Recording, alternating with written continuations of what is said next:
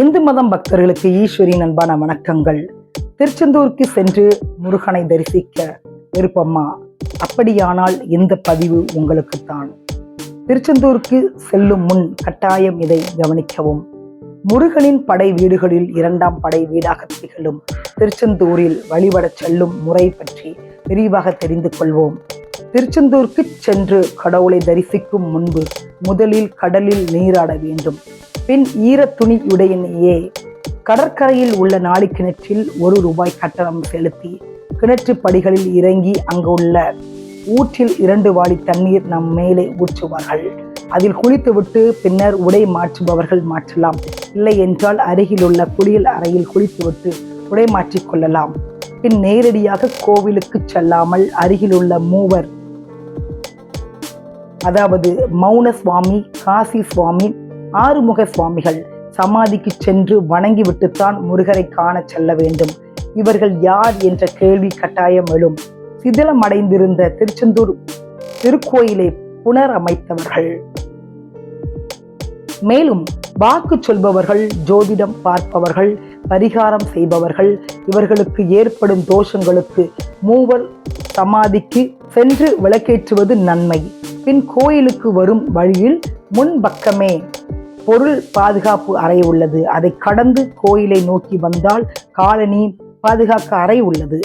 அங்கு தேங்காய், பழம், பூக்கள், மாலைகள் வாங்கலாம். திருச்செந்தூரில் விலை அதிகம். தூத்துக்குடிக்கும் இந்த பகுதிகளுக்கும் பூக்கள் வெளி மாவட்டங்களில் இருந்துதான் வருகிறது. பின் முருகர் கோயிலுக்கு வந்து இலவச தரிசனம் அல்லது கட்டண தரிசனம் செய்யலாம். அர்ச்சனை செய்பவர்கள் சீட்டு வெளியில் கவுண்டரிலேயே வாங்கி கொள்ளவும். கட்டண தரிசனம் மூலம் முருகனின் கற்ப கிரகம் எதிரே உட்கார்ந்து தரிசனம் செய்ய அனுமதிப்பார்கள். கோயில் உள்ளே செல்வதற்கு முன் டிக்கெட் கவுண்டரில் நுழையும் முன் உங்களை அர்ச்சகர்களே ₹100 அல்லது ₹200 கொடுத்தால் நேரடியாக அழைத்துச் செல்கிறேன் என்று அழைப்பார்கள். அவர்களோடு போனால் வரிசையில் நிற்கும் நேரம் குறையும். நிறைய அர்ச்சகர்கள் அங்கே இருப்பார்கள்.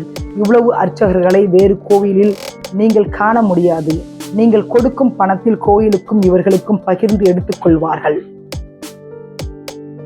டிக்கெட் எடுத்து வரிசையில் செல்ல கொடுக்கும் பணம் 100 விழுக்காடு கோயிலுக்கு சேரும்.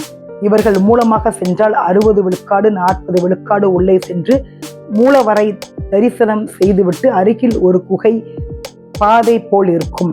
அங்கே கதவு திறந்திருந்தால் ₹5 அங்கேயே டிக்கெட் எடுத்து புரிந்து செல்ல வேண்டும். மூலவரை வலமிருந்து இடமாக சுற்றுவது போல் இருக்கும். உள்ளே சென்றால் ஒரே ஆவுடையில் 5 லிங்கங்கள் கொண்ட பஞ்சலிங்கத்தை தரிசனம் செய்யலாம். கூட்டமாக இருக்கும் நாட்களில் பஞ்சலிங்க தரிசனம் விடுவதில்லை. மூலவர்கள் 2 உண்டு. 2வது வள்ளி தேவசேனா சமேத சண்முக முருகரை காணலாம். தரிசனம் முடித்து பிரகாரம் வந்து வலமிருந்து இடமாக சென்று மேதா குரு தட்சிணாமூர்த்தியை தரிசனம் செய்ய வேண்டும். சூரசம்ஹார போரில் இங்கிருந்து முருகருக்கு ஆலோசனை வழங்கியதால் இது குருவின் இருப்பிடம் ஆகும்.